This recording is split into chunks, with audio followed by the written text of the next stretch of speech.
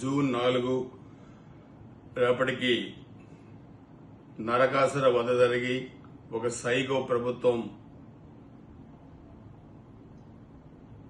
పదవి నుంచి దిగి ప్రజాస్వామ్య ప్రభుత్వం ఎన్డీఏ ప్రభుత్వం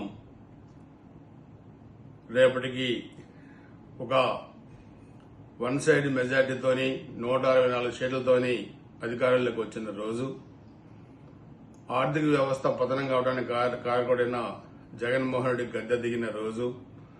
సో అటువంటి రోజు ఎన్డీఏ శ్రేణుల్లో ఓ పండుగలాగా వాతావరణం జరుపుకునే పరిస్థితి ఆంధ్ర రాష్ట్రంలో ఉంది.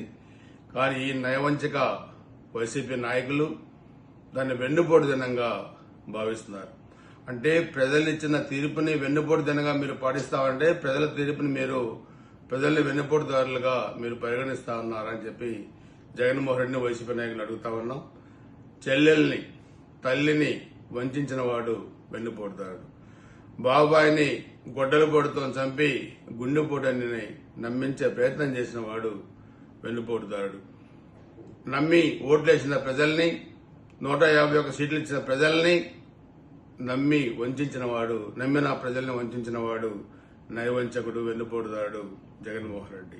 ఈ ప్రభుత్వం కాదు, ఇది ప్రజాస్వామ్య ప్రభుత్వం. ముఖ్యమంత్రిగా సుదీర్ఘ అనుభవం కలిగిన చంద్రబాబు గారి నాయకత్వంలో ఈరోజు రాష్ట్రం అధోగతి పాలన నుంచి ఈరోజు బ్రహ్మాండంగా అభివృద్ధి వైపు పరుగులు పెడతా ఉంది.